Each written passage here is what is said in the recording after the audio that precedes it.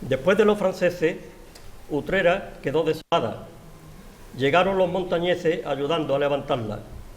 Clemente de la Cuadra las labores comenzara. Su hijo Enrique grandes obras culminara. Nuevas que emprendía, antiguas que restauraba. El edificio del casino, el teatro de la Escala, en homenaje a su mujer, la nueva vía Marciala. Que el centro de la ciudad con el tren comunicara. El Palacio de Vistahermosa con maravillas decoró. Diversas actuaciones en las calles realizó. Les puso el alcantarillado y a la par la adoquinó. Santuarios e iglesias con acierto reformó, aportando patrimonio de un excepcional valor. Lucen hoy sus testimonios con magnífico esplendor.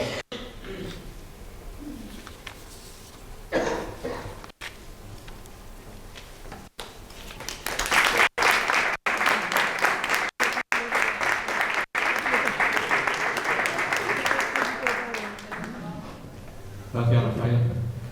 Bueno, con esta introducción poética, hemos enmarcado el acto de esta noche. Rafael Rodríguez, que es un escritor poeta, me lo encuentro muchas veces componiendo poesía y esta es suya propia. Después nos deleitará con otra. Comenzamos, por supuesto, esta esperada convocatoria cultural en nuestra sede del Centro Cultural Utrerano.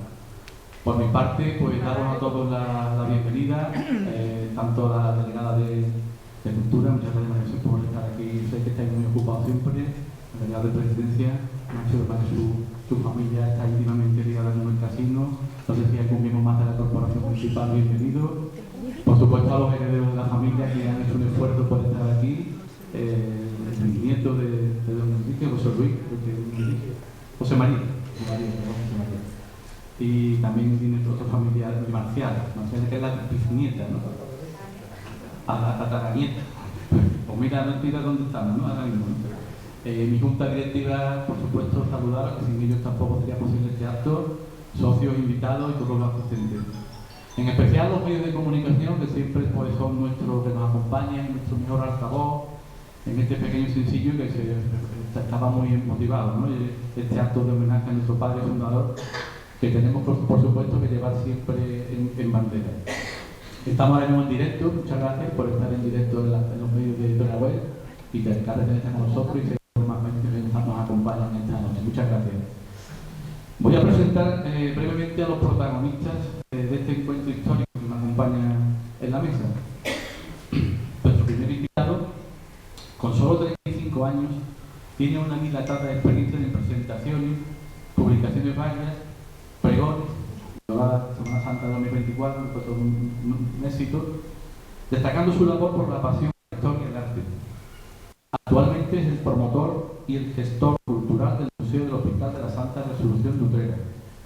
Es nuestro conferenciante de hoy, Jesús María Mena García, y su familia que también nos acompaña, que seguro va a profundizar más en la figura de don Enrique de la Cuadra y Utrera, al que te damos ya las gracias anticipadas. De otro lado, en el otro foro de la mesa, a mi izquierda, a vuestra derecha, otro protagonista muy amigo mío, importante, periodista, polifacético, también tiene un currículum que me lo he leído, pero no soy capaz de extractar. Está muy comprometido, eso sí, con las causas sociales. Fue nuestro socio más joven, con 30 y poco, ¿no? 30 y poco. Hace ya algunos años, hasta que por motivos familiares, pues laborales, tuvo que marcharse a otras tierras cercanas donde nos consta está realizando con su esposa, es decir, junto con su pareja y sus amigos, una gran labor también. Gorka Fernández Vidal ya tiene una de sus obras expuestas en nuestro casino Utrera. Es el autor del cuadro de Belmonte, antiguo socio, que colocamos en nuestra sede principal, por eso nunca te hemos olvidado, ni te olvidaremos. Cuando yo lo llamé hace algunos meses para comentar este proyecto y sus características, que seguro que lo va a comentar más ampliamente después, se ofreció con prontitud a plasmar la esencia de nuestro generoso benefactor y dejar su huella permanente en nuestra nueva institución. Gracias también por desplazarte y acompañarte con todos tus amigos que han venido desde fuera en este encuentro. Sí, amigos, hoy 27 de 2025, víspera de nuestra celebración del Día de Andalucía, se va a cumplir el sueño de realizar este sencillo homenaje a la figura de nuestro prócer, Agradecido siempre por la oportunidad que me han otorgado de poder rendir este tributo sencillo a nuestro padre fundador, don Enrique de la Cuadra Gibasa, y a toda su familia, que nació en Utrera un día de San José, 19 de marzo de 1842. Y por supuesto también a la familia, que esto todavía te da un poco más de presión, ¿no? Porque hay que hacerlo muy bien, evidentemente, teniéndolos aquí, pero me parece muy importante que esos vínculos no se rompan. José María me ha dicho que cada vez que venía aquí a Utrera, que aunque él no viva aquí, sigue sintiendo Utrera como algo suyo. Y es que yo creo que también parte de lo que es Utrera, sin duda alguna, no es que lo crea, es que lo es parte de Enrique de la Cuadra. Por tanto, que hoy estéis aquí con nosotros, Marciala también, tataranieta, pues viene a reivindicar ese vínculo, esa unión, que yo creo que básicamente es irrompible generación tras generación y tras generación. Y sobre todo a todos vosotros, ¿no? que vais a aguantarme. Sabéis que hablo bastante, así que intentaré contenerme. En el día de hoy, pues creo que es muy importante el poder poner en valor la figura de don Enrique de la Cuadra. Y yo lo voy a hacer desde una perspectiva, como estáis viendo el propio título de la conferencia, como mecenas del arte decimonónico de Utrera. Cuando yo comienzo a estudiar en el ámbito de la historia del arte, te das cuenta que el arte es algo muy complejo, pero también es muy humano. Y es la huella que finalmente acabamos dejando, ¿no? En el mundo. Sobre todo aquellos que son mecenas, porque muchas veces parece que el mecenazgo queda en un segundo plano. Sin embargo, sin ellos tampoco habría arte. Por tanto, el papel que cumplen es fundamental.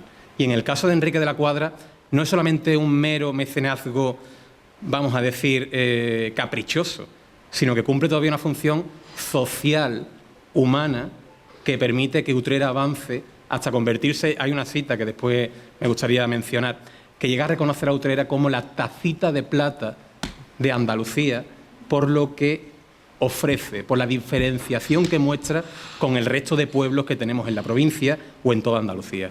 Por tanto, creo que le debemos mucho y creo que la Utrera que a día de hoy seguimos teniendo es consecuencia a lo que él nos dejó. Por tanto, tanto que en este primer punto, a mí siempre me gusta empezar pues con una cita, y fijaos con quién me voy, con Peggy Guggenheim, ¿no? Una auténtica mecenas del mundo del arte, mecenazgo, y nos define que tenemos el deber moral de conocer y transmitir el arte de nuestro tiempo. Yo creo que Enrique de la Cuadra es el mejor ejemplo de este hecho. Enrique de la Cuadra coge todo el arte que representa el siglo XIX, un siglo que a priori podemos siempre mencionar pues figuras muy representativas del arte barroco, ¿verdad? En Andalucía, en el mundo, tenemos a Bernini, tenemos a Velázquez, tenemos a Murillo, tenemos a Martínez Montañés, tenemos a Juan de Mesa, y si nos vamos al Renacimiento tenemos a Miguel Ángel, tenemos a Leonardo. Sin embargo, siempre hay una cierta carencia de figuras destacadas durante el siglo XIX, y es algo muy equívoco, porque el siglo XIX es una de las etapas más florecientes de la historia del arte. Por tanto, a diferencia de otros periodos donde hay un predominio estilístico, en el caso del siglo XIX no. En el siglo XIX vemos tantas variantes como pensamientos humanos existen. Y Enrique de la Cuadra es capaz de coger fragmentos de cada uno de estos pensamientos y traerlos a Utrera. Por tanto, creo que de ahí que esta conferencia se centre en esa parte quizás más profunda, más humana y tan personal que representa Enrique de la Cuadra. Cuando hablamos de historia del arte, muchas veces, me acuerdo de un profesor mío de la carrera, que decía que el historiador del arte son los últimos humanistas que quedan. Humanismo en el sentido de la palabra de que el humanista aparentemente, que no es real, ojalá fuera así, debe saber de todo, porque evidentemente el arte se plasma o está marcada por características que vienen marcadas por la propia matemática, por la propia literatura, por la propia física, por la astrología y por muchos factores que condicionan la visibilidad y la capacidad de permutar ese sentimiento que también es el propio concepto artístico. Por tanto, hoy voy a intentar traer esa humanidad de Enrique de la Cuadra de una forma u otra a través de esas producciones. Pero antes de hablar de Enrique, creo que debemos contextualizarlo, porque aquí en Utrera, evidentemente, tenemos sus restos, ¿no? Tenemos esa presencia tan clara con ese ayuntamiento, ese Palacio de Vistahermosa, donde dejan parte de su impronta, pero que creo que solamente hay que pasear por sus calles, por las calles de este mismo pueblo, para sentirlo todavía vivo. Este mismo lugar es una esencia también del mismo, la restauración que hace en Santiago, la elevación de ese proyecto del mercado de abastos, y tantos que, por supuesto, vamos a ir viendo a lo largo de este recorrido y que creo que va a sorprenderos. Pero para poder llegar a ese punto, uno de los elementos fundamentales es entender qué influye en Enrique de la Cuadra. Hay que partir que el siglo XIX será un periodo, como ya digo, muy rico y muy convulso a nivel político, social y económico. Y uno de los puntos fundamentales a tener en cuenta es lo que viene a reconocerse como el nacimiento de la Revolución Industrial. A día de hoy vemos como el mundo cambia a un ritmo vertiginoso, pero quizás encuentra en este mismo punto de partida la semilla o el germen que facilita ese avance, porque aparecerá un fenómeno importantísimo, que es el descubrimiento de la máquina de vapor y la automatización de elementos que anteriormente eran mecánicos y, por tanto, limitados, y que gracias a este descubrimiento avanzarán de una forma desmesurada. Este hecho está muy patente en el propio concepto de Enrique de la Cuadra, porque Enrique de la Cuadra no solamente era alcalde, no solamente era empresario, sino que también tenía una visión muy clara de este ideal industrial. Por tanto, es algo determinante. Y este nuevo movimiento traerá consigo el nacimiento de un nuevo estamento social, que es la famosa burguesía. ¿Qué es la burguesía? Pues para que entendamos lo que es la burguesía, debemos trasladarnos ligeramente a lo que fue el periodo glorioso español u otros europeos, donde lo que imperaba es el famoso antiguo régimen, un concepto muy marcado por la nobleza y, por supuesto, por la corona. Cuando comienza la decadencia de la corona, también comenzará a notarse cierto enranciamiento de estos grupos sociales que eran nobles y que cada vez van a menos. Sin embargo, hay grupos sociales que comienzan a invertir en esta revolución industrial y que comienzan a ascender socialmente, elitistamente y también económicamente. Y es así como surge el papel de los burgueses. Burgueses que vendrán a ser el alma cultural, vamos a decir, artístico, político, que envolverá todo el siglo XIX y que se mantendrá hasta bien entrado el siglo XX.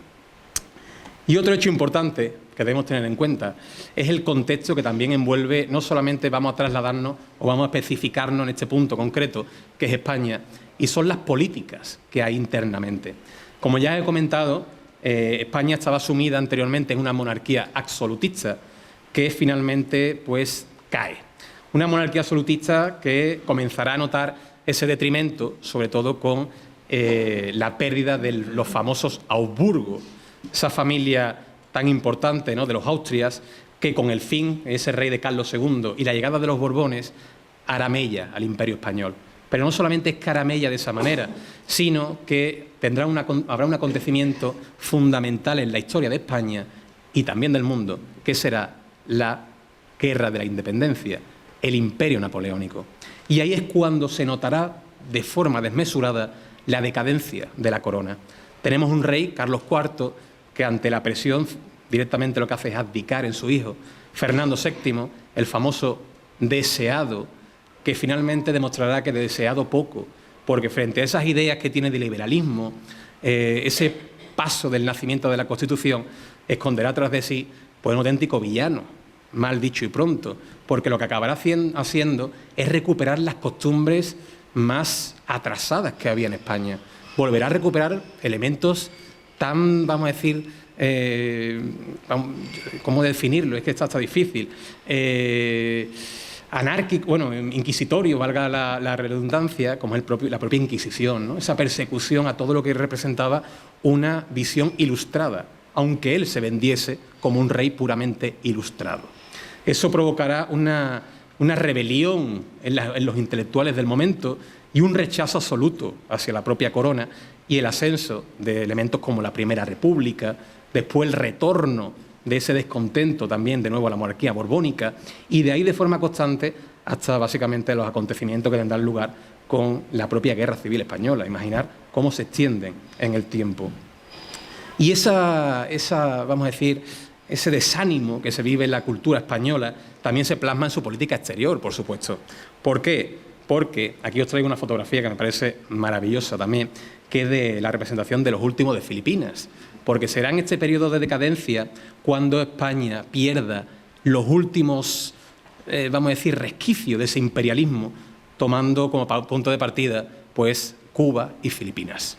La pérdida de Cuba y Filipinas será un golpe demasiado duro para todo lo que representa España, para el propio español de a pie, y todo ello se materializará de forma palpable en la propia sociedad española del momento. Pues esa es la España a la que se enfrenta el propio Enrique de la Cuadra y también su padre, don Clemente, donde estos burgueses son al fin y al cabo los que tomarán las riendas y se verán en la obligación de dar continuidad y de superar esa situación de trance tan negativa en la que el país se encuentra anclado. Y ahí Enrique de la Cuadra pues tendrá mucho que decir.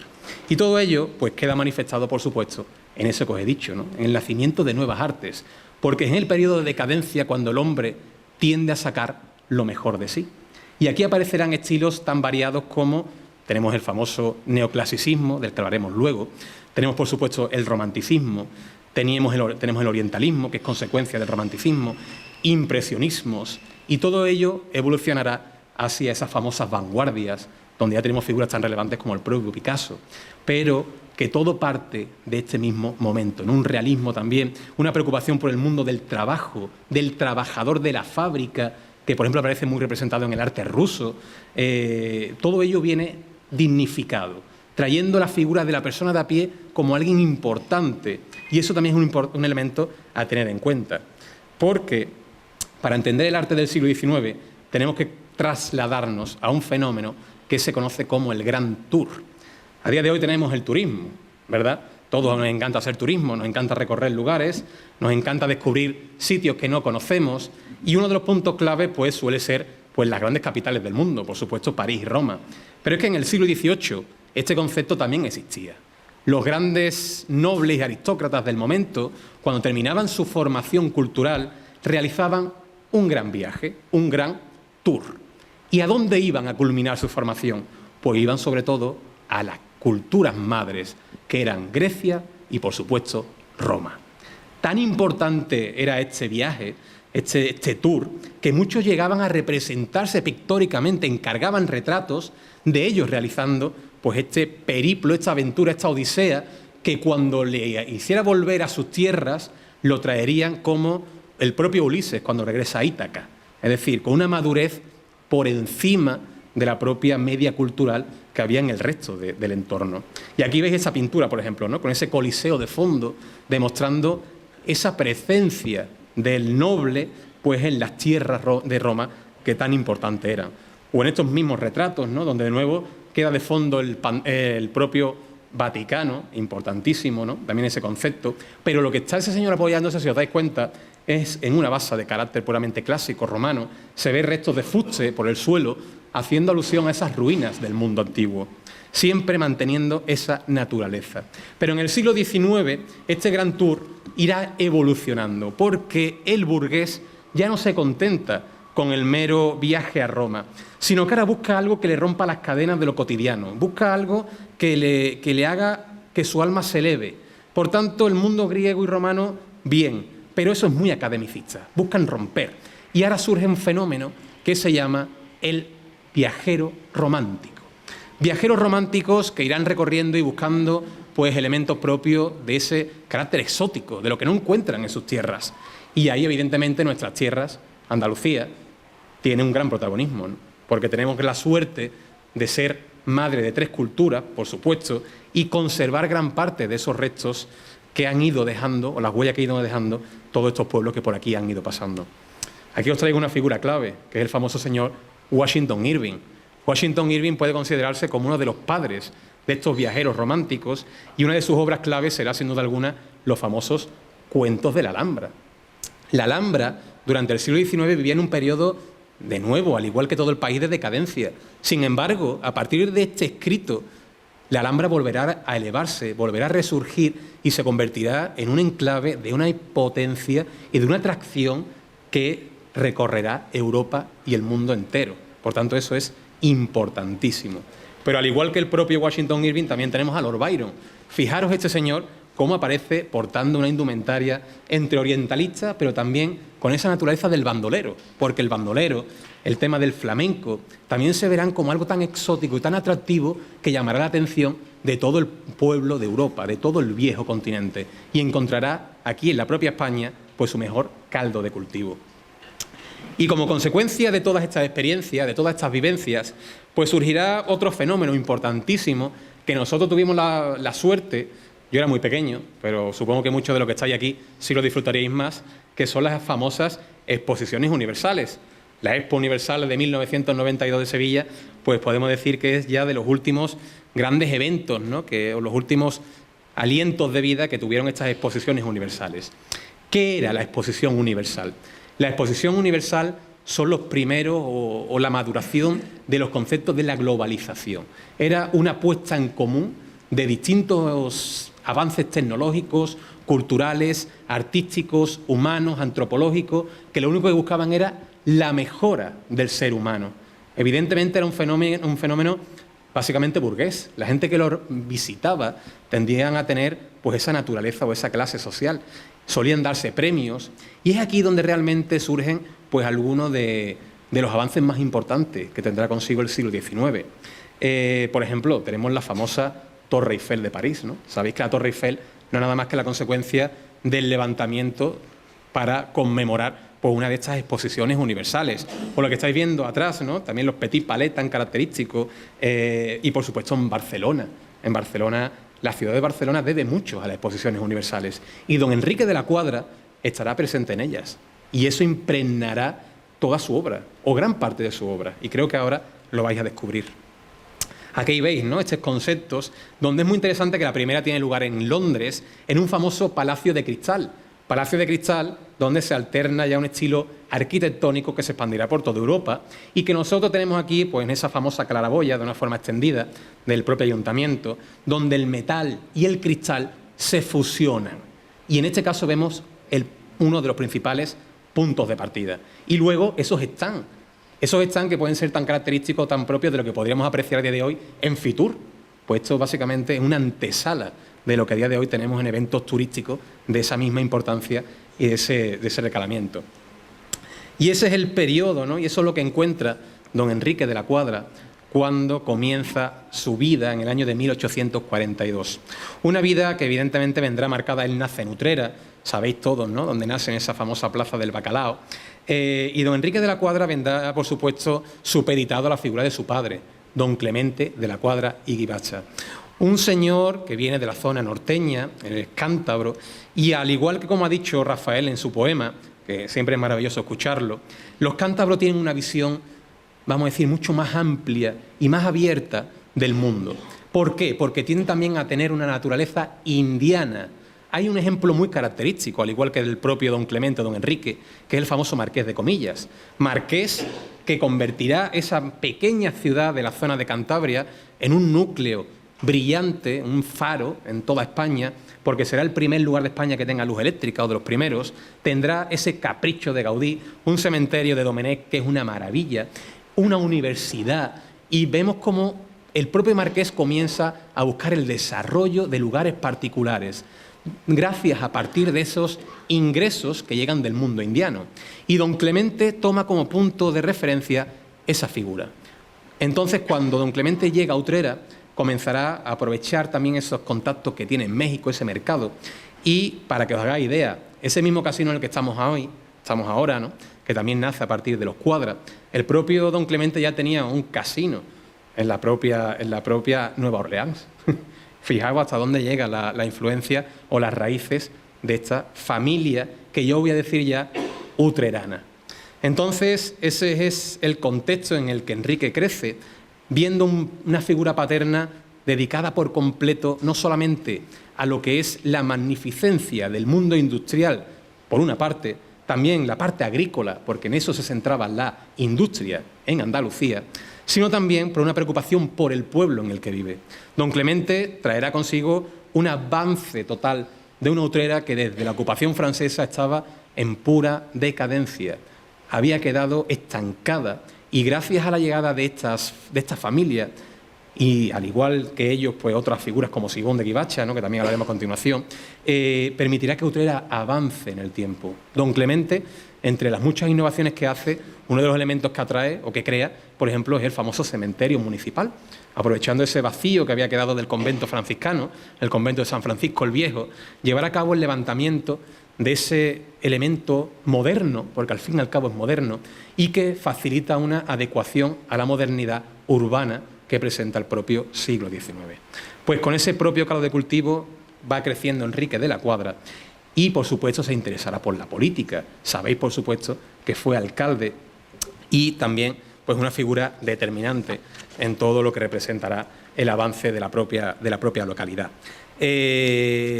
No solamente es que se dedica al ámbito político, sino que el propio Enrique de la Cuadra, él es alcalde en el año de 1874 y posteriormente, tras perder las elecciones, también comenzará a concentrarse en otros puntos que yo creo que son igual de importantes, como crear una yeguada propia.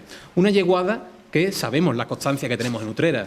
Evidentemente no hay lugar más propenso que este para también dar lugar a ese enclave, ¿no?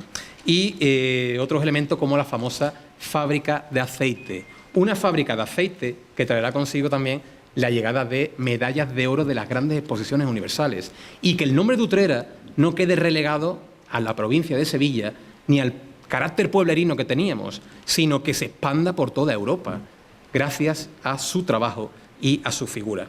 Y sobre todo, que es lo que yo quiero centrar mi ponencia hoy, en esa preocupación por el mundo de las artes, porque yo creo que si Enrique de la Cuadra tenía una naturaleza pura en el carácter empresarial, en el carácter político, también tenía otras dos claras definiciones, que era utrerano al 100%, y lo manifestaba en cada una de las creaciones que hacía, con una preocupación social muy importante y que, por supuesto, quería ser mecenas de las artes.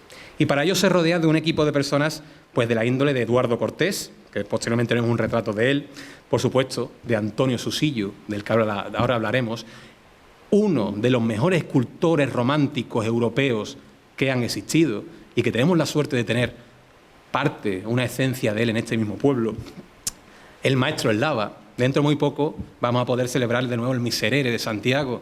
Pues el Miserere de Eslava, como bien se define, será creado por el propio maestro y demuestra la preocupación de Enrique no solamente en el ámbito material, sino también en el concepto inmaterial. Y otra figura importante del mundo artístico utrerano será la figura de Escamilla. Con todo ello, Enrique de la Cuadra va creando un equipo, va creando un proyecto político, cultural, artístico, social, un auténtico escaparate que irá avanzando y permitiendo que Utrera avance de su mano. Y para ello, pues bueno, creo que hay que tomar como primera referencia, sin duda alguna, la que será su propia casa, ese famoso Palacio de Vistahermosa. Como ya hemos mencionado, Enrique no nacerá aquí. Sin embargo, el Palacio de Vistahermosa, que pertenece a los famosos condes de Vistahermosa, tan vinculados con la ganadería, también enraizados a la propia naturaleza utrerana, pues acabará en manos de Simón de Guibacha. Simón de Guibacha es tío y padrino del propio Enrique de la Cuadra y será el heredero de esta gran edificación. Una edificación que el propio tercer marqués de Vistahermosa verá truncada su posesión, sobre todo con la ocupación francesa, y que posteriormente tendrá un abandono que con Simón, con el propio Guibacha, pues verá una remodelación, una rehabilitación y sobre todo un mayor esplendor, sin duda alguna, gracias a la figura de su sobrino. El propio ayuntamiento es un edificio propio de los finales de la arquitectura propia del final del barroco clásico, una arquitectura propia del siglo XVIII, muy geométrica, un carácter muy limpio a nivel ornamental, con dos plantas, como estáis viendo a continuación, con esa decoración tan propia también de las ventanas, con esos dinteles, pero todo de una forma muy, vamos a decir, muy racional, únicamente rota porque la esencia nos define en esa portada retablo pétrea, una portada que además mantiene la utilización del balcón y sobre todo el uso de heráldicas para poner en valor, por supuesto, la familia que lo financia. Pero este edificio quedaba de una forma u otra, como ya os he dicho, desfasado. Y será el propio Enrique cuando comenzará a darle una naturaleza mucho más dinámica, mucho más viva y mucho más al estilo y al acorde que requieren los grandes palacios burgueses de la sociedad del momento. Y así irá dotándola de distintas salas, distintos salones, cada uno de una naturaleza propia. Yo voy a centrarme pues, en los principales, sobre todo en los más atractivos a nivel visual y que, bueno, Enrique de la Cuadra utilizaba para numerosas fiestas. Solamente hay que ver la prensa digital, bueno, el archivo de prensa, para poder ver los grandes acontecimientos que Enrique celebraba. No solamente recibía a los grandes políticos nacionales de España, sino que también realizaba pues, salones de baile, conmemoraciones, celebraciones de libros, lecturas, traía a los grandes literatos y figuras culturales del entorno a esa casa que se convertiría en una auténtica, vamos a decir, un auténtico cofre, ¿no?, de lo que es la cultura andaluza y que encontraba, pues, entre sus muros un baluarte fundamental. Y una de estas salas, por supuesto, es el famoso Salón Pompeyano. El Salón Pompeyano no es nada más que la propia consecuencia de otro de los movimientos que surge en ese periodo, que es el famoso neoclasicismo. Creo que su propio nombre lo indica todo, ¿no? Neoclasicismo. Es un retorno a la cultura clásica. Un retorno a la cultura clásica que viene a romper también con lo que había representado el barroco. A mí muchas veces que me dice la gente, cuando hacemos una visita, cuando hablamos de don Enrique, el daño que Enrique hizo a Utrera por la pérdida de patrimonio. Oye, pero es que no podemos ver a Enrique de la Cuadra desde la perspectiva de hoy día. Eso es equívoco. Enrique de la Cuadra, cuando remodela elementos que son barrocos, no lo hace con ninguna intención que no sea para la mejora del pueblo. ¿Por qué? Porque el barroco, durante el periodo del siglo XIX, es visto como un arte bárbaro, desfasado, casi que provocaba náuseas al verlo en algunos lugares. Evidentemente esto es Andalucía, pero es que Enrique no tiene la naturaleza mental del andaluz de a pie, sino es que Enrique tiene un carácter mucho más cosmopolita. Por tanto, él lo que está haciendo o intentando es que Utrera avance y se modernice. Y ese es el punto que tenemos que partir. Ese neoclasicismo que aquí vemos no es nada más que esa consecuencia, ¿no? El neoclasicismo rompe con ese barroco y lo que hace es mirar de nuevo al pasado clásico, tomando como referencia, sin duda alguna, el descubrimiento de un lugar importantísimo, que será Herculano y Pompeya, en Nápoles, porque esto surgirá a partir del rey Carlos III, conocido por todos como el gran alcalde de Madrid. Carlos III fue rey de Nápoles y él fue el promotor de esas investigaciones arqueológicas que permitirán el sacar a relucir pues, todo lo que a día de hoy conocemos de esa ciudad, ¿no?, que quedó sepultada bajo el propio volcán. Por tanto, se recuperan elementos que son muy atractivos como la utilización del mármol, la utilización de pilastras, de columnas, de casetonados, de hornacinas, recursos que el propio Enrique de la Cuadra plasmará en esta misma construcción.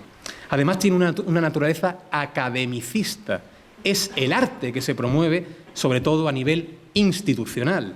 Las grandes academias como la Academia de Bellas Artes de San Fernando en Madrid, la Academia de Bellas Artes de París, la Academia de Bellas Artes de Roma, la Academia de Bellas Artes de Sevilla, todas ellas lo que promueven cuando se hace un edificio institucional y lo que estudian son modelos puramente clásicos, porque se mira la arquitectura de Palladio, a la arquitectura de Vitruvio, y es recuperar ese pasado glorioso que de una forma traía o mostraba lo mejor del hombre. Pues Enrique de la Cuadra levanta esta sala puramente rectangular, puramente geométrica, puramente regular, utilizando recursos tan propios como dinteles puramente clásicos, columnas de mármol, como estáis viendo, ¿no?, con esa composición fileteada, y también semipilastras, que son, como ya os he dicho, recursos que evocaban a ese mundo antiguo. Un casetonado que él interpreta de una manera propia, porque lo hace en madera, a diferencia de lo que se hacía en el mundo clásico, porque también existen reinterpretaciones, por supuesto, y utilizando como principal materia prima, evidentemente, lo que es el mármol. Un mármol que Enrique de la Cuadra no tendrá miedo en costear, porque será mármol de la propia Carrara. No sé si conocéis el mármol de Carrara, pero el mármol de Carrara es el mejor mármol que existe en el mundo y es el mismo que utilizó Miguel Ángel para tallar las grandes obras que a día de hoy encumbran no solamente su obra, sino la propia historia del arte universal. Pues Enrique de la Cuadra lo traerá en esas flotas con las que él mismo contaba y fue poco a poco transportándolo también mediante su sistema de transporte que tenía, ¿no?, de carruajes, hasta ese palacio y dotarlo pues, de esa naturaleza grandiosa y monumental que a día de hoy se sigue respirando en esta sala.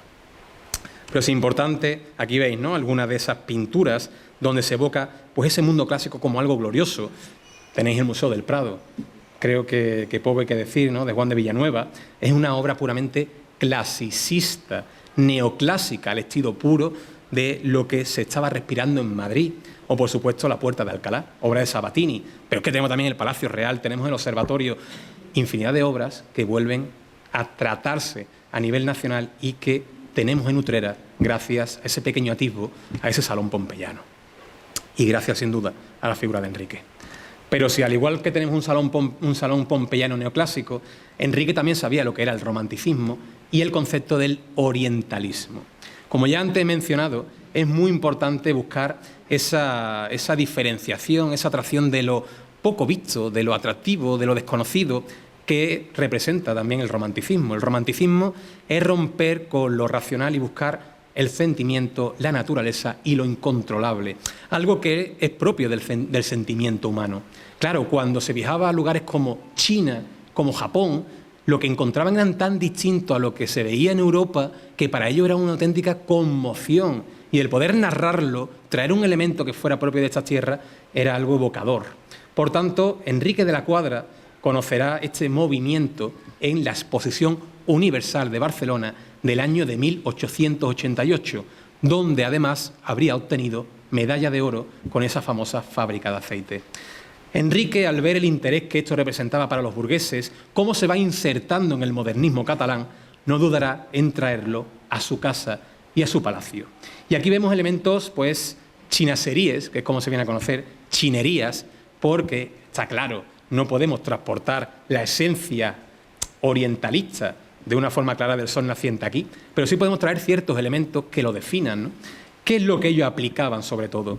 Pues lacas, la utilización de la porcelana china, algo tan propio, y también elementos como el monte Fuji, también tenemos representación de dragones, y son recursos que a día de hoy, pues cuando hablamos del mundo oriental, volvemos a utilizar y a mencionar, siempre con un carácter previamente de estereotipo, que es lo que al fin y al cabo se representaba. Y estas chinerías, pues se encuentran también un elemento muy propio y muy referencial en ese tapiz que estáis viendo. Un tapiz que formaba parte de un juego de 8 tapices, a día de hoy, por desgracia, desaparecidos, que recuerdan a las láminas, a los grabados, a las pinturas tan propiamente japonesas. Pinturas que son tan modernas que se convertirán en la base que traerá consigo el cambio de la pintura hacia el impresionismo. Es decir, no podríamos entender el impresionismo sin la existencia de la pintura japonesa. Pues este tipo de tapices, utilizando este carácter estético, envolvían la parte baja de este mismo palacio.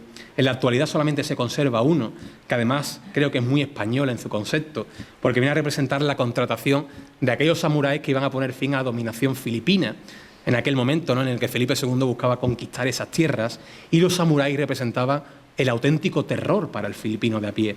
Por tanto, vemos una obra única, que además es el último testimonio que nos queda, y que fue restaurada por nada más y nada menos que una esencia tan local como las propias madres carmelitas. Así que vemos cómo esto es un cómputo que va todo de la mano en una maquinaria que permite el engrandecimiento local.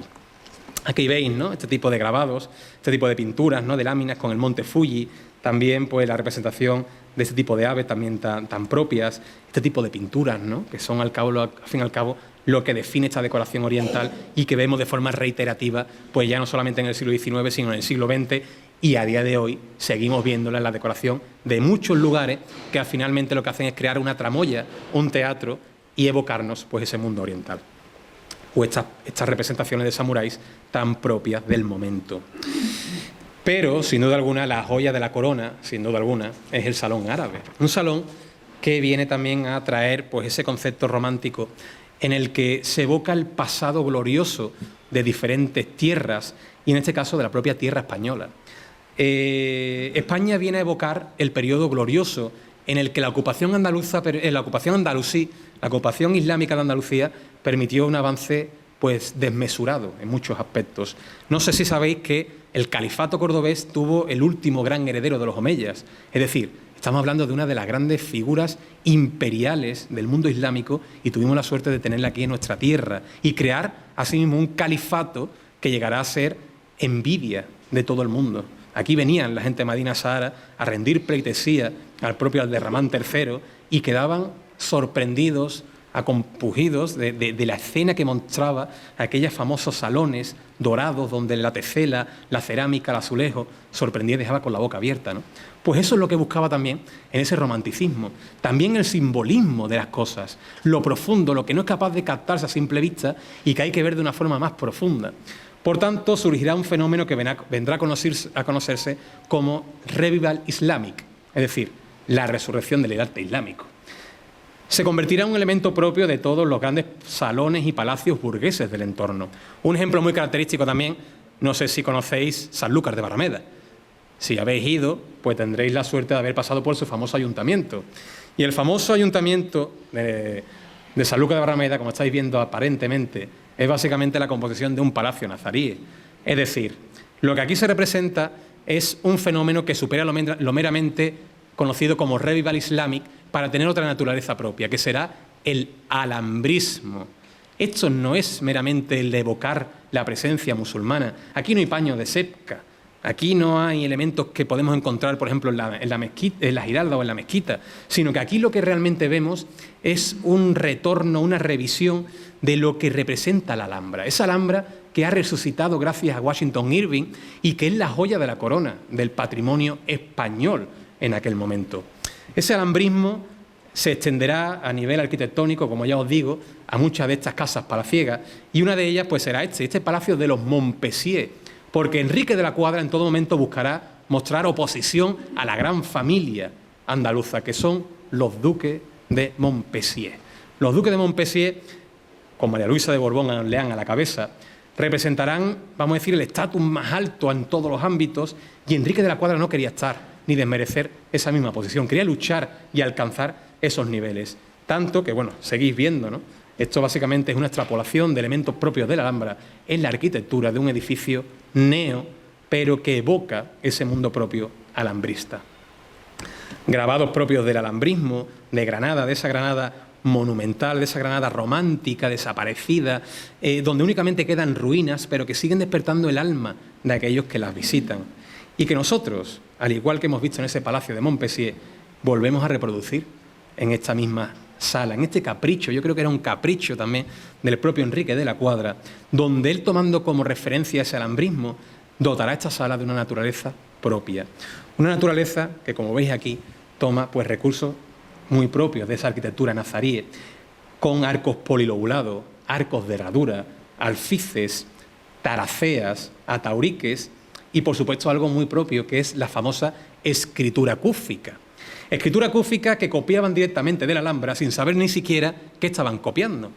Y tenemos un elemento muy característico en la propia Utrera que hace referencia a eso, lo voy a mostrar, que es lo que encontramos en el Santuario de Consolación. Santuario cuya piel alambrista, de nuevo, no es nada más que la consecuencia del nombramiento de Enrique de la Cuadra como hermano mayor. Enrique de la Cuadra tiene en claro que Consolación debe recuperar la grandeza que tuvo en su momento. Tened en cuenta la importancia que Consolación, o lo que Consolación representaba. Consolación había tenido una de las devociones más importantes de la Andalucía occidental durante alrededor de 3 siglos. La prohibición de la romería, la ocupación francesa, había ido menguando su importancia.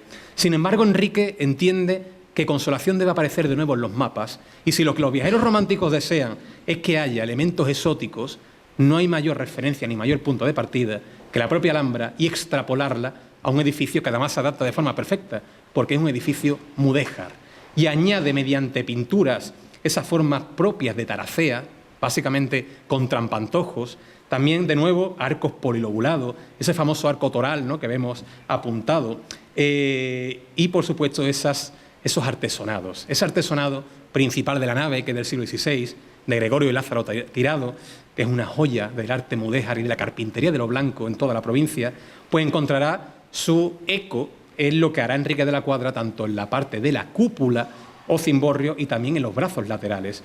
Él, mediante una serie de recursos, mediante una serie de utilizaciones de pintura, de tratamiento de la madera, creará un efecto óptico en el que parece que es una prolongación del artesonado. Pero si os fijáis, muchos de ellos son composiciones puramente planas, que buscando la capacidad de la óptica es capaz de transformarla y darle tridimensionalidad. Pero otro recurso que utilizan en esta decoración, Escamilla, Cavallini, todos aquellos que forman parte de este proyecto, será el utilizar la escritura cúfica. Y vemos, hay gente que me ha dicho que han venido gente de naturaleza o que entiende el Islam y ha traducido algunos de los pasajes y son pasajes del Corán donde vemos menciones como que Alá es grande y justamente al lado tenemos un pasaje que pone Salve Regina. Eso es contradictorio. Cualquier islámico que venga aquí posiblemente le explote la cabeza. Pero oye, es la capacidad y la riqueza que tiene Consolación y que volverá a convertirse en un corazón y en un referente para todos los viajeros británicos, franceses y de toda la naturaleza europea que encuentran en nuestra Consolación, de nuevo, no solamente un lugar de consuelo, sino un patrimonio a tener en cuenta y que sea, vamos a decir, obligatorio descubrir. Pues eso es lo que hace Enrique en esta misma sala. Aquí estáis viendo este trampantojo que anteriormente os he mencionado. Pero claro, hace reinterpretaciones. Este alambrismo no es puro, evidentemente no lo están haciendo islámicos ni mudéjares. Son arquitectos, son escultores, son tallistas del siglo XIX.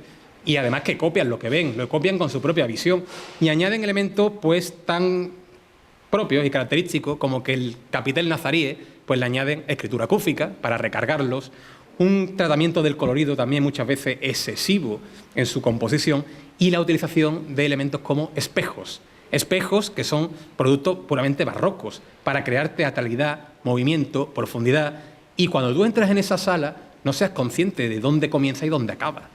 Eso es lo que representa el alambrismo y lo que tiene de peculiar y particular ese capricho, ese experimento que Enrique de la Cuadra hace en su palacio y que extrapolará al que es también el cofre y tesoro de todos los utredanos.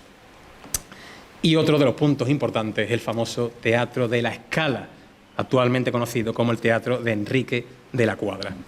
Por supuesto, que lleve su nombre creo que es muy meritorio.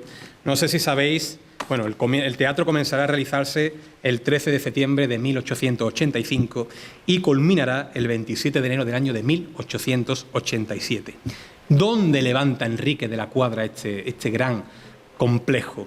Evidentemente un teatro debe tener unas dimensiones amplias, necesarias, que sea capaz de recibir el mayor número de público posible. Eso presenta una gran limitación y Enrique de la Cuadra lo que compra o adquiere buscando esa tierra para poder florecer es un convento en desamortización, un convento que es el famoso convento de Santa Ana. Enrique de la Cuadra adquirirá esta misma construcción y él mismo irá remodelándola y se hará cargo de realizar un proyecto que él mismo dirigirá. Creo que José María, ¿no?, con Fernando de la Cuadra, también arquitecto, creo que eso lo llevan en las venas, y el propio Enrique se hará cargo de la ejecución y el diseño, desarrollo de estas obras y crear un espacio que yo creo que trae modernidad, trae avance, trae de nuevo colocar a Utrera en el mapa, porque ofrece un teatro que sinceramente está a la altura de los grandes teatros capitales, con una gran composición artística, porque también tener en cuenta que el teatro es el reflejo de la necesidad burguesa. El teatro es ofrecer arte, cultura, a lo que antes estaba reducido a una mínima parte de la población, a todos aquellos que puedan adquirirlo, que puedan pagarlo de una forma módica y que la cultura sea parte de todos, algo que a día de hoy debemos seguir teniendo como premisa. Entonces estos teatros irán evolucionando de una naturaleza puramente neoclásica, muy rígidos, a una naturaleza más romántica, que es el caso del teatro en el que estamos. Un teatro que además llevará por nombre Teatro de la Scala. ¿Y por qué de la Scala? Pues esto tiene varios sentidos. Uno de los referentes que tomará Enrique de la Cuadra a la hora de su diseño será el famoso Teatro Scala de Milán, punto importantísimo de la ópera, de óperas de todo el continente europeo, de todo el mundo, y que Enrique quería de una forma u otra emular. Incluso las propias pinturas que ahora veremos, lo que hace es intentar reproducirlo a pequeña escala, todo es Utrera, ¿no?, pero lo hace de una forma tan delicada, tan profusa, tan comprometida, que llega a sentirse tal cual. Y otra consecuencia del Teatro de la Scala es que aquí tenemos una cosa importantísima que cambió también el destino de Utrera, que es el ferrocarril. Y en Utrera se hacía escala en ese camino de Cádiz a Sevilla. Por tanto, Enrique, aprovechando de forma muy inteligente esas escalas, aprovecha de esas óperas que van al Gran Teatro de San Fernando de Sevilla, que van hacia Cádiz, para que hagan escala en Utrera y poder llevarlo a ese teatro y que todos los utreranos puedan disfrutar de esa esencia tan propia, ¿no? Aquí os traigo también algunas representaciones, ¿no?, de esos teatros. Aquí tenéis el Teatro Real de Madrid, otro, por ejemplo, ¿no?, el Falla, tan característico y tan propio de estas fechas.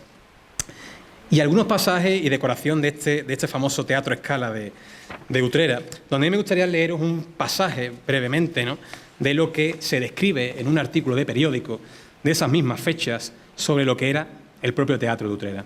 Consta de más de 17 filas de butacas de 2 pisos.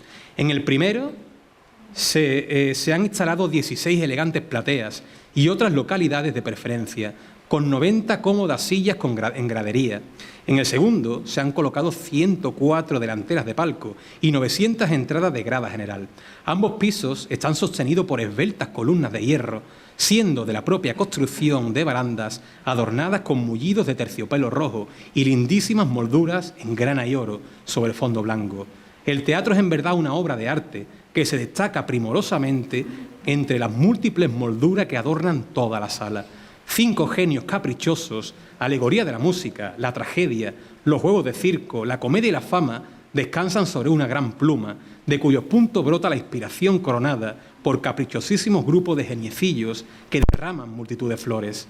El telón, que como el techo y algunas decoraciones, es obra de Busato, del que ahora también hablaremos, asciende sin necesidad de enrollarse, tecnología, y una máquina reguladora y muy nueva para el alumbrado de gas, así como varios teléfonos que comunican con la fábrica, preservan de cualquier accidente inesperado, para satisfacer una necesidad sentida de nuestros teatros, especialmente por las señoras que no pueden dejar su asiento durante la representación.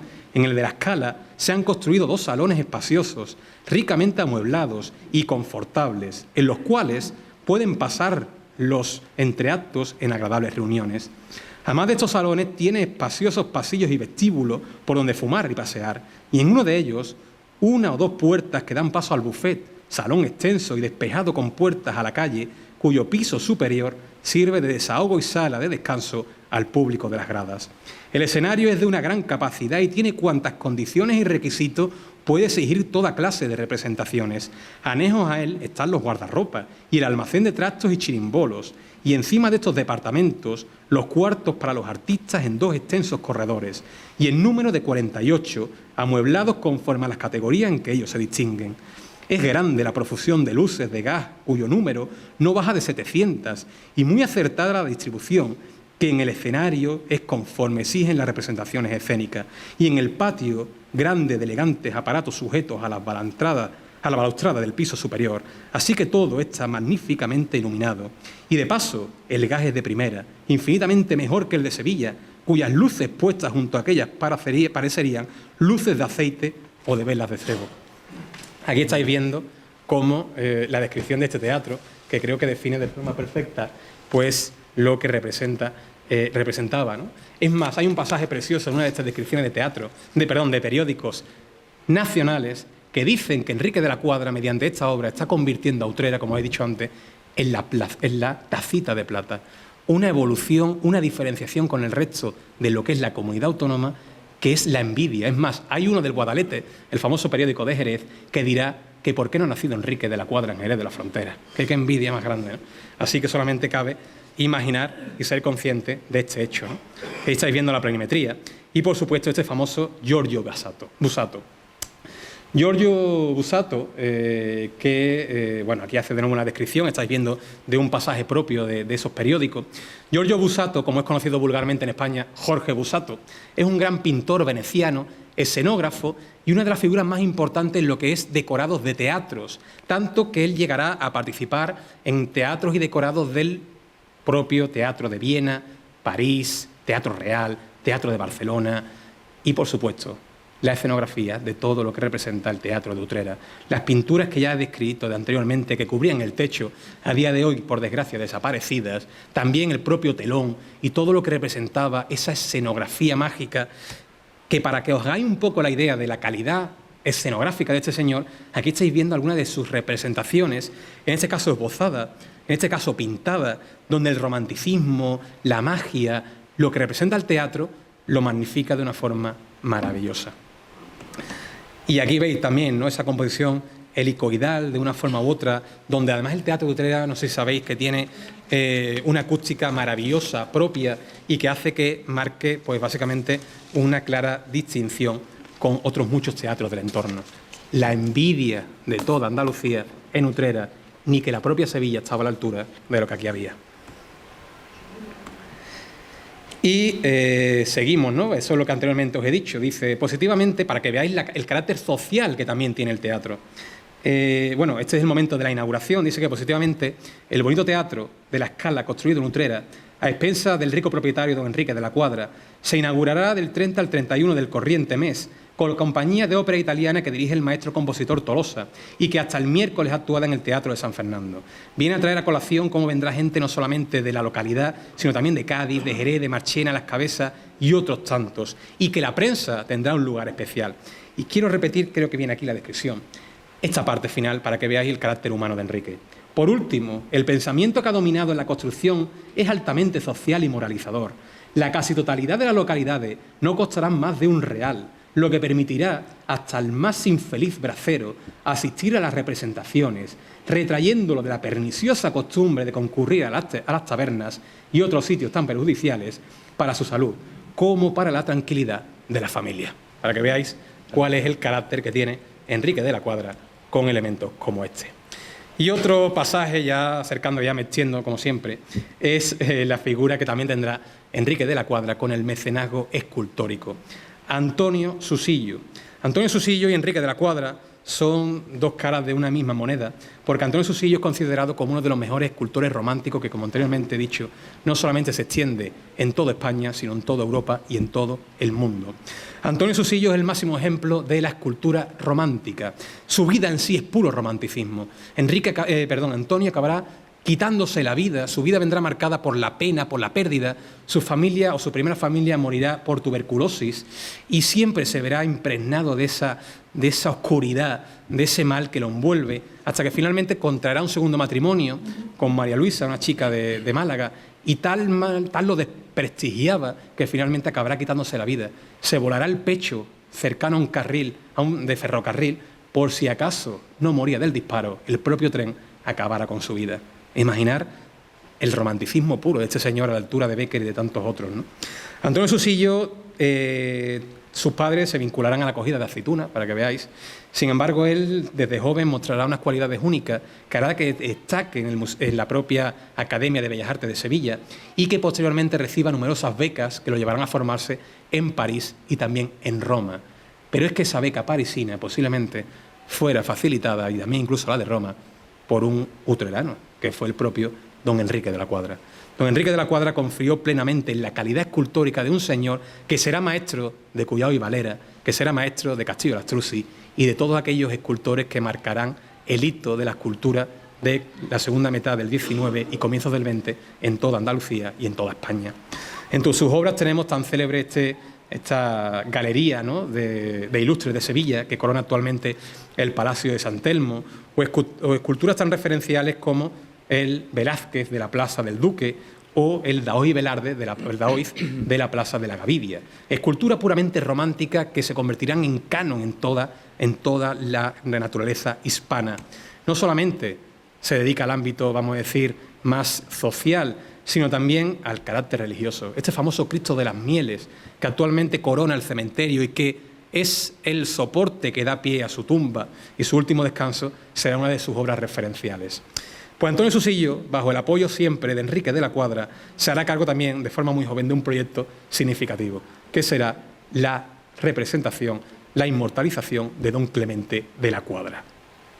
En un espacio que además pues, tendrá una cierta modernidad, también un avance, que será esa famosa Vía Marciala, una vía que llevará el nombre de su esposa y que es un complejo puramente moderno, con una visión de boulevard que se acerca claramente a las composiciones parisinas, italianas, buscando algo completamente nuevo, moderno, también hispanoamericano, que quiere implantar en Utrera.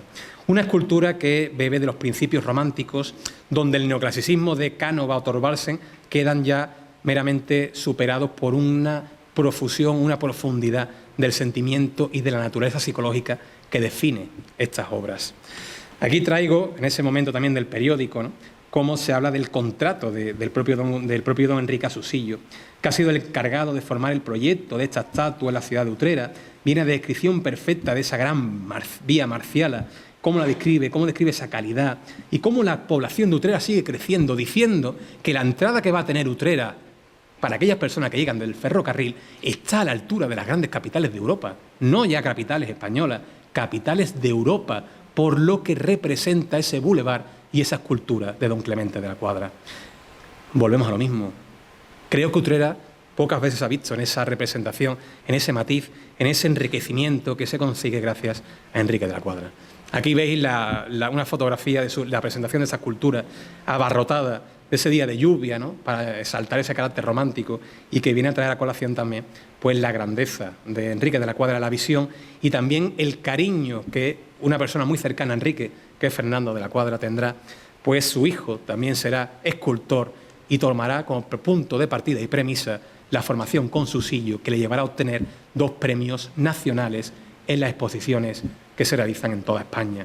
Por tanto, vemos la calidad y la visión de este empresario político, pero sobre todo filántropo utrerano. Y ya para ir acabando, Enrique de la Cuadra no solamente lo tenemos en Utrera, sino que también lo tenemos en la famosa Gixoteca de Sevilla. Si últimamente habéis paseado por la universidad, por el rectorado, habéis visto que hay un espacio museográfico dedicado a las famosas yesos, ¿verdad? Los yesos que de una forma u otra se utilizó de inspiración para los grandes artistas que se formaban en esa Academia de Bellas Artes de Santa Isabel de Hungría, de Sevilla. Pero lo que no sé si sabéis es que esos yesos, o gran parte de ellos, fueron donados de nuevo por el don Enrique de la Cuadra. Creo que os va a sorprender este pasaje que también aquí estáis viendo, ¿no? Esos frizos del Partenón, esas representaciones, esas metopas, son los que el propio Enrique financia y regala, como bien se dice en este mismo pasaje de periódico. ¡Qué buen patricio! El señor don Enrique de la Cuadra, vecino de Utrera, ha hecho al Museo Provincial de Sevilla un importante donativo, consistente en una colección de habilísima de vaciados, de los frisos, metopas y frontones del Partenón, existente en el Museo Británico y cuyo valor aproximado es de 30.000 reales. De agradecer es este rasgo desprendimiento que tanto va a enriquecer las colecciones de aquel museo. El nombre del señor Cuadra sigue mereciendo respeto y aplauso. Pues estos mismos yesos, a partir del movimiento que también se crea con la adquisición de este famoso, vamos a decir también, personaje, ¿no?, que será Lord Elgin, que será el que adquiera a partir de la que comprará a los turcos estas metopas, estos frisos y todas estas esculturas, ¿no?, que coronaban el Partenón, que posiblemente acabarán en el Museo Británico a partir de él, ¿no?, pero que creará un eco en toda la sociedad europea y que el propio Enrique no dudará en imitar y traer, no solamente en este caso a Utrera, sino también a España, y permitir que artistas como Susillo, como su propio hijo, lo tomaran como referencia y creatividad para seguir creciendo y emulando a los más grandes. Aquí estáis viendo, ¿no?, algunas de esas representaciones de esas metopas que Enrique no duda en financiar, obras propias realizadas por Fidias, el que es conocido como el dios de la escultura, porque muchos dicen que es el auténtico padre de la escultura religiosa, que posteriormente emanará, influenciará y que determinará la escultura cristiana y toda la escultura que posteriormente venga. Y para ir concluyendo, otra cosa determinante es que Enrique de la Cuadra será promotor e impulsor del famoso Archivo Hispalense, una revista que él mismo, junto a otros grandes, ¿no?, como el propio José Gestoso, como Pérez de Guzmán, Collante de Tarán y tantos otros, será promotor, padre de una revista que a día de hoy sigue activa, de lo que es, vamos a decir, la panacea de muchos historiadores, de muchos literatos, que encuentran aquí la capacidad de hacer públicas sus investigaciones científicas, de poder dar a conocer al mundo su descubrimiento, que la historia siga creciendo, que el patrimonio artístico siga creciendo y que de nuevo encuentra sus raíces en el propio Enrique de la Cuadra. Por tanto, creo que es algo a tener muy en cuenta. A día de hoy, Enrique de la Cuadra descansa en ese famoso panteón que tenemos en el cementerio, estratégicamente colocado, pues esa entrada que dará pie al que era el principal acceso al cementerio, creado por don Clemente de la Cuadra, tendrá de frente básicamente ese panteón y a día de hoy pues descansa parte de la familia, ¿no? Enrique de la Cuadra será una persona sumamente querida. Yo, para culminar, simplemente me gustaría leeros, o por último ya, lo que se describe de él en uno de los pasajes, ¿no? Te dice que el señor Cuadra posee una fabulosa fortuna territorial, tiene inteligencia grande y vastísima cultura. Es ingeniero, agrónomo, ha viajado por toda Europa y ha aprendido los idiomas de francés, inglés y alemán que habla admirablemente. Es natural de Utrera y por su carácter, temperamento y viveza de imaginación, un andaluz de pura raza. Dominan al señor Cuadra sobre todo 3 verdaderas pasiones, la del trabajo, la de la familia y la del suelo que le vio nacer. Utrera, su familia, el estudio y el trabajo son su segunda naturaleza. Utrera era, no hace muchos años, una población de aspecto pobre, sin comodidades de ningún género, una población, en fin, como la generalidad de los centros rurales de España. Hoy está convertida en ciudad moderna, con todos los progresos y adelantos que constituyen las características de los centros de mayor cultura.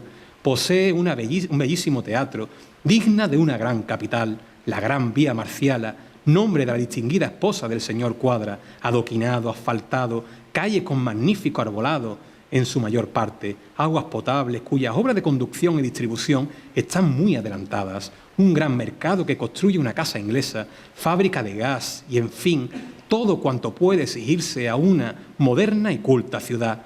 Todos esos beneficios y muchos más se deben al señor Cuadra, quien en muchos casos de su bolsillo y en otros adelantando sin intereses capitales al municipio, es el alma de aquel pueblo, su gran protector, al que todo sacrificio le parece escaso tratándose de Utrera. No es necesario hacer esfuerzos para comprender cuán grandes serán el cariño y el respeto que por tan insigne patricio sienten sus paisanos. Es para el señor Cuadra deber sacratísimo todo aquello que pueda redundar en beneficio y fomento de su pueblo. No a mucho cedió a la compañía de los ferrocarriles andaluces extensos terrenos donde instalar las grandes talleres de construcción y preparación de material. Una de sus magníficas posesiones titulada Las Torrecillas la cedió también gratuitamente al gobierno para que pueda instalarse una granja escuela de agricultura. Y en una palabra, no hay iniciativa generosa que no secunde, no hay empresa que no acometa, no hay servicio y sacrificio que no haga si al obrar así puede reportar la mejor ventaja a su pueblo natal. Por tanto, me gustaría acabar con esta frase. Él es el padre de todos, el jefe de todos y el protector de todos. Don Enrique de la Cuadra es una figura digna de la más gran consideración social y del profundo respeto que inspira siempre la hidalguía, la filantropía, la laboriosidad y las grandes virtudes. Utrera puede enorgullecerse con tan agregio hijo. Muchas gracias.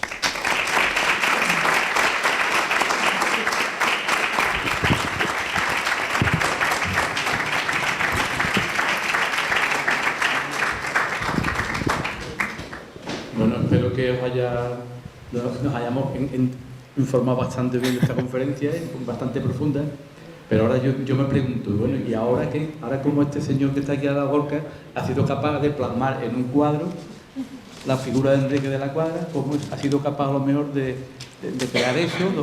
Ahora nos tienes que explicar, Gorka, por favor. Te pedimos que nos lo diga, no sé si lo descubrimos antes o tú sí, mejor. Lo descubrimos, pues vamos a pedir a la delegada o a alguien que de la Junta que venga, por favor, nos acompañe o la delegada de Cultura si quiere para... Lo descubrimos, ¿no? Venga, bájate vos como principio.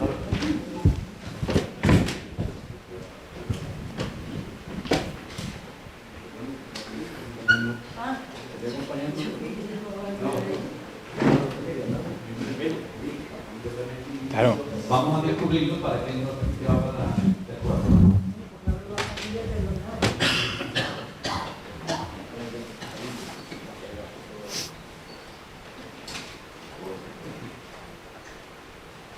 Bueno, a ver si nos sorprende o empezamos a discutir por el cuadro. Exactamente.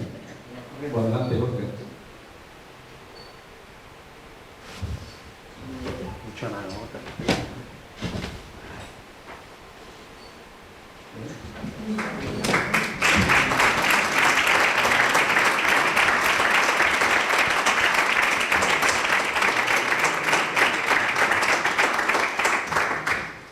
Ahora, después de la magnífica conferencia que suele tocar lo más difícil, que es interpretar una obra es para que la gente quien la ve, no quien la realiza. Realizando esta obra me he enamorado de quien está. ¿Me oye, Vicente? El micro, perdón, Gorka.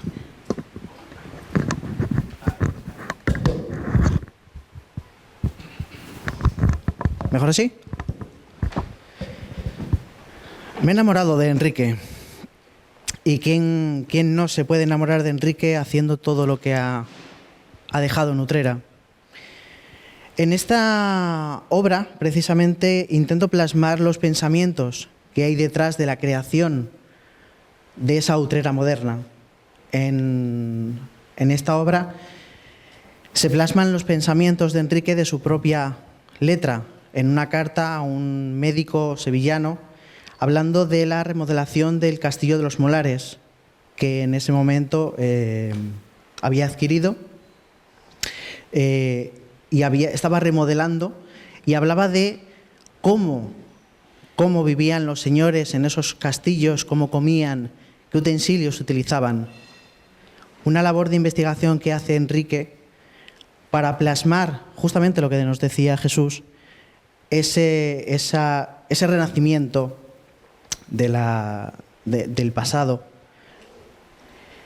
Con esos he cogido en el cuadro los propios, la carta, los propios planos del Castillo de los Molares y el plano de la nueva Utrera que estaba construyendo Enrique de la Cuadra.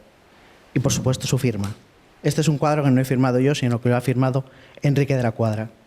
Espero, dándole gracias a Paco y al Casino por la oportunidad que me ha dado, que lo disfrutéis mucho. Gracias.